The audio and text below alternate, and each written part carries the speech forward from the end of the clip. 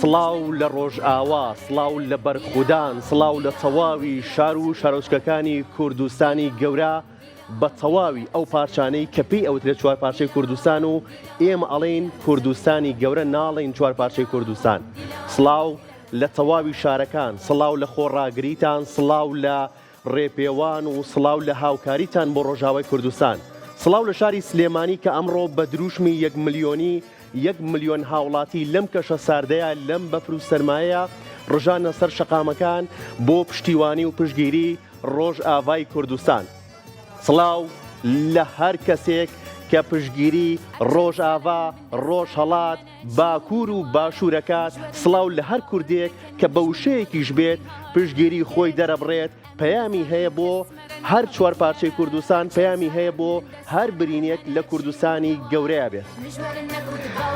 کورسات مەگەزینتان پێشکەشەکەم. ئەمڕۆ بەرنامەکەم بۆنی خاک و بۆنی نیشتیمان و بۆنی بەرخودان و ئازادی لێ دێت.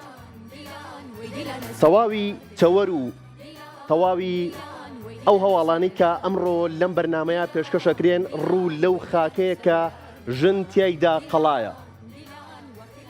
کەزی و پرچی ژنانی کورد ئەکرێت بڵێن تەنیا بۆ جوانی نییە، بەڵکو پەیامی خۆڕاگری و بەڵکو پەیامی ئازادیە. کاتێک برینەکان ئەوەندە قوڵە بنەوە لە هەر پارچێکی کوردستانە بێ، لە هەر شوێنێکی کوردستانە بێ، وشە توانای دەربڕینی ئەم برینانەی نییە، هونەر دێتە گۆ و بە هەستێکی پڕشانازیەوە ئازارەکانی کورد و کوردستان ئەگەیەنێت بە هەموو شوێنێکی ئەم جیهانە. شانازیە لە ئێستادا میوانداری خاتونێکی هونەرمەند دەکەم کە بە دەنگە پڕسۆزەکەی گۆرانێکی پێشکەشکردین کە لە ئێستادا ئەکرێت بڵین گۆرانی دڵی هەر دایکێکی کووردا، دڵی هەر کەسێکە لە ڕۆژاوای کوردستان بێت، دڵی هەر کوردێکە کە دڵی لای ڕۆژاوای کوردستان، ڕۆژهەڵات، باکوور و باشووری کوردستان بێت. ئەویش خاتوونی هونەرمەند، خاتو نازێ ئەزیزیە کە گۆرانیەکەی وەک بارانی بەهار بەسەر دڵی هەر کوردێکدا باری. خاتو نازێ فەرموو.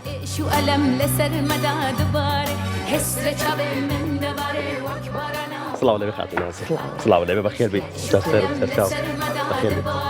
مشوار نەکرد باوەڕ نەکەن دوژمن وەک گووری هارێ، مشوار نەکرد باوەڕ نەکەن دوژمن وەک گووری هارێ. دیلان دیلان وەی دیلانە سەبرا دیلان دیلان. بادا نەبڕین و بەم گۆرانێ دەست پێ بکە. بەبێ موزیکە لەگەڵ موزیک؟ بەڵێ فەرموو بەبێ موزیک. ئۆکەی. من کولپی گریانم هەیە. ڕێز و سڵاو و خۆشەویستی بۆ هەر چوار پارچەی کوردستان کە ئەوڕۆ لە هەموو جیگایەکی ئەو جیهانە یەک دەنگ و یەک سەدا کوردستانی گەورە هاوار دەکەن و هاوار بۆ کوردستان، بۆ هەر چوار پارچەی کوردستان، بە تایبەت ڕۆژاوا و ڕۆژهەڵات. زۆر زۆر گرینگە ئێستا هەمومان بە یەک دروشم، بە یەک دەنگ بەس بە ئاڵا و کوردستان بینە دەرێ. بەس ئەوەندە ئیتر سڵاو و ڕێزیشم هەیە بۆ جەنابەت بۆ بینەران. زۆر بەخێر بیت لە کاتمان گرتی، ماندوومان کردی.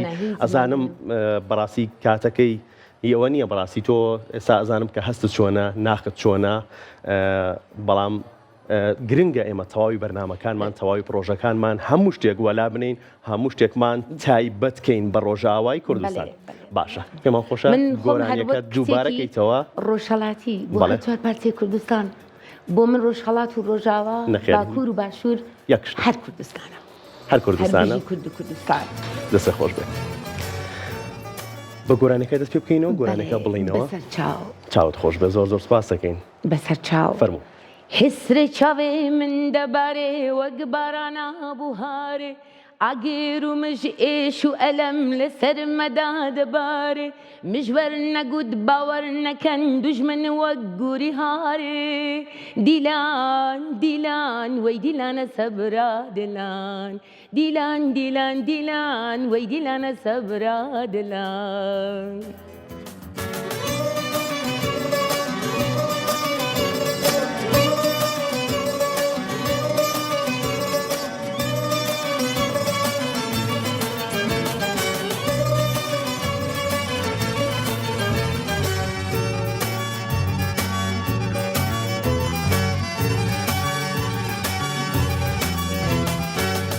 چاوێ من دەبارێ وەک بارانە بوهارێ ئاگر و مژئێش و ئەلەم لەسەر مەدا دەبارێ حسرة چاوێ من دەبارێ وەک بارانە بوهارێ ئاگر و مژئێش و ئەلەم لەسەر مەدا دەبارێ دژمن نەگوت باوەڕ نەکەن دوژمن وەک گوری هارێ باوەڕ نەکەن دوژمن وەک گوری هارێ دیلان دیلان وەی دیلانە سەبرا دلان دیلان دیلان وەی دیلانە سەبرا دلان دیلان وەی دیلانە سەبرا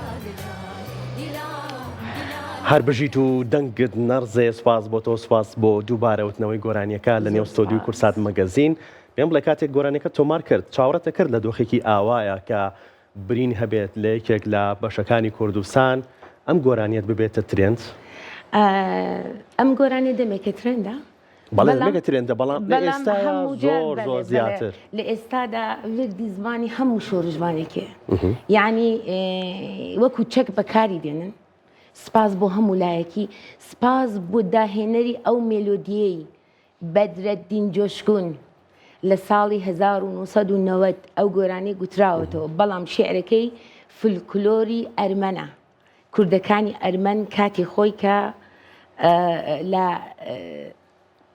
قەتڵعامی ئەرمەنەکان بوو لە تورکیەی دەتوان بڵم ڕاحەت قسە بکەم کوردەکانی ئەرمەن ئەو شێعرە گوتراوە وێدی زمانی دایکانی جگە سوتاوی ئەو زمانی بووە ئیتر بەدرەدین جۆشکون لە 1990 گوتوێتەوە بەس منیش 2006 و 7 ئەوانە بوو بینیم چکە لەگەڵ ئەم گۆرانی مەزم بووم لەگەڵ ئەو گۆرانی گەورە بووم ئیدر بە دڵێکی فراوان و بەس موزیک کوشتەکە هەمووی نوێن دوایە لەحنی کوتنەکەش کولەن حیماسی و شۆڕش جێڕانەیە ئەوەی کە من گوتمەوە بەڵام بە حەقی بەدرەدین جۆشکوونی نەخۆین هونەرمەند لە جەنگ و لە نەهامەتیەکاندا ئەرکی قورستر و ئەرکی زیاترە یان لە ئاشتیە ئەکرێت بڵێن لە جەنگ و نەهامەتیە هونەر ئەو هونەرەی کە ئەرکی هونەرمەندانە ئەکرێت بڵێن چەکێکی کاریگەرە بەرامبەر دوژمنان و داگیرکاران و ناحەزانی کوردان بەڵێ سەتاسە دوایە بەڵام ئێمە باسی خۆشی و ناخۆشیت کرد شایی و خۆشی شایی و ناڕەحەتی ئێمە تەنها قەومێکین لە تەواوی دنیا هەم لە شایی هەم لە شیندا دیلان دەجێڕین یعنی ئەوەندە پێکەوە تەباو ڕەباین هێندە بەیەکەوەین بۆیە پێم وایە هونەرمەندان لە کاتی ئێستادا لە چەند ساڵی گوزەشتەدا ڕابردوودا ئێمە دەبوو زۆرتر کارمان کردوە لەسەر موزیک و شعری حیماسی چونکە ئێمە دەبێت منداڵەکانمان لە مناڵەوە عادەت بدەین یعنی ئەمن ئێستا بۆ بڕوایی گەیشتوم دەڵام دەبێت حتمما فاشیست بین بۆ کوردایەتی خۆمان فێری منداڵەکانمان بکەین نە تورک نە فارس نە عەرەب هیچی مەنیە بەس ما کوردین و دەبێت کوردایەتی خۆمان بەرینە سەرێ و بەرز بینەوە پێت وایە سنوورە دەستکردەکان بتوانێت خاکەکەمان پارچە پارچە بکەن و بتوانن دڵەکانمان لە یەک دوور بخەنەوە مامۆستا هێمن دەفەرموو ئەو بستۆکەی دوژمن ناوی ناوە سنوور بستۆکەیە کە دوژمن ناوی ناوە سنوور ئێمە سنوورمان نییە ئێمە چوار پارچەی کورد ئەمە یەک کوردستانی یەک کوردستانی کورد هەر کوردر دەستخۆش لێسای کەمپینێکەیە کەمپینێک بە خۆشحاڵیەوە جێشانازیە دەستگای میدیای کورسات وەک یەکەم میدیا کەمپینێکی ڕاگەیاند بۆ پشتگیری لە ڕۆژاوای کوردستان بۆ هاوکاریکردنی ڕۆژاوای کوردستان ئەکرێت بڵین ئەمە کارێکی گرنگە و پێویستە هەمومان بە یەک دەنگ هاوکار بین بۆ ڕۆژاوای کوردستان و بە بڕێکی زۆر کەمیش بێت ئەوان ئێستا چاویانە دەستی ئێمەیە کەمپینەکەش بە ناوی یەک دەنگ بۆ ڕۆژاوا ئەمن پێم وایە هەر کەمپینێکی ئێستا بۆ یارمەتیدەری بۆ یارمەتی یەکتر ڕابگەینین هەر شتێکی بێ تۆ بگرێ لە شتێکی گچکەرە بسکێکیان هۆندەوە تەواوی دنیا دەنگی داوە تەواوی دنیا هەر قەدەمێکی کە هەڵی دێنیەوە پێڵاوێکە کە لەسەر سینگی دوشمندای دەگری چۆن بە هەواداران تەڵیت ئەلۆ کامێرایەوە چۆن بە هەواداران تەڵیت و بانگیانەکەیت بۆ کەمپینی یەک دەنگ بۆ ڕۆژاوا بێن هاوکاری خۆیان بگەێنن بنکەی کورسات بنکەکانی دەستگای میدیایی کورسات زۆرن لە تەواوی شار و شارۆچکەکانی کوردستان و ژمارەدانراوە بۆ ئەوانەی کە لە دەروی وڵاتیشن ئەتوانن هاوکاریەکانیان بگەێنن فەرمون.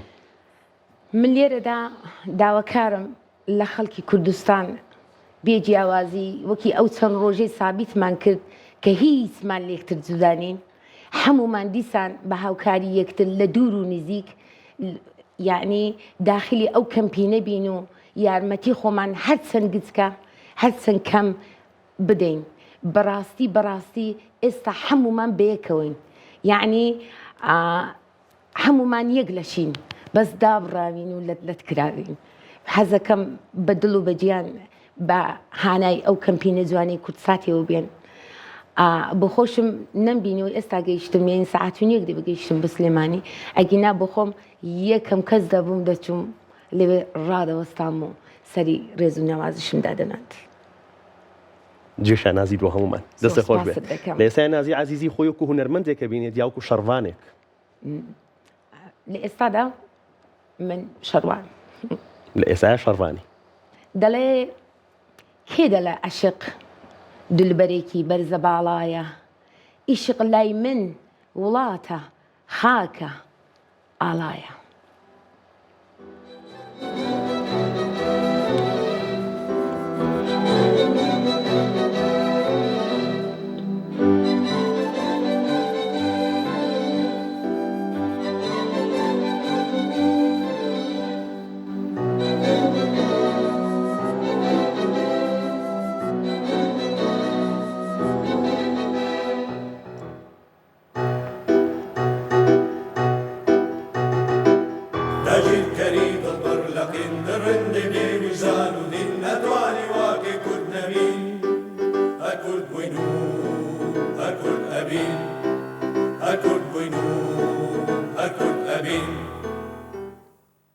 لبيش عقل پرستی دا لبيش مسلمانیتی دا لدینی ولا سربستی دا هر کرد بوینو هر کرد امین نه عربم نه ایرانیم نه ترکیه شخصتانیم نه کرمن خون نه جوش آله که کردم و کردستانیم نه عربم نه ایرانیم نه ترکیه شخصتانیم نه کرمن خون نه جوش آله که کردم و کردستانیم که کردم و کردستانیم.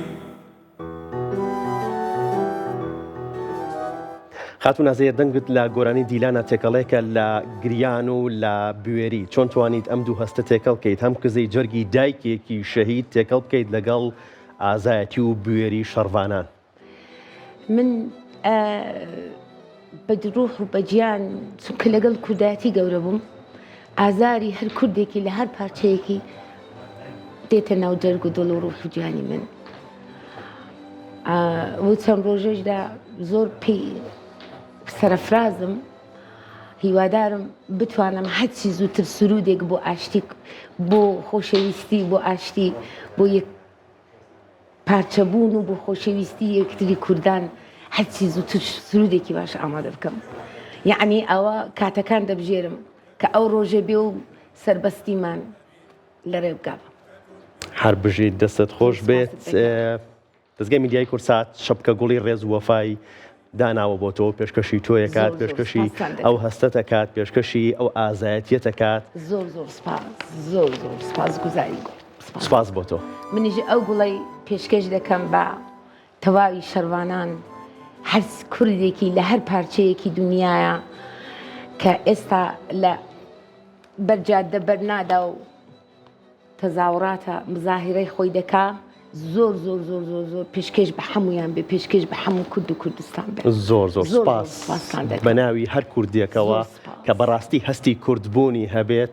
سپاس بۆ تۆ دەستێ خۆش بێت. سپاس بۆ تۆ سپاس بۆ ماندووبوونت لە کاتمان گرتیت و بەهیواشین ئەو سرودەی ئەو گۆرانی کە باست کرد بە زووترین کات بێتە بەرهەموو جارێکی دیکە لە نێو پرسووری کورسان مەگەزینەوە لەم چەند ڕۆژەیە بەرنامەت بۆ بکەین و باسی ئەم بەرهەمەش بکەین.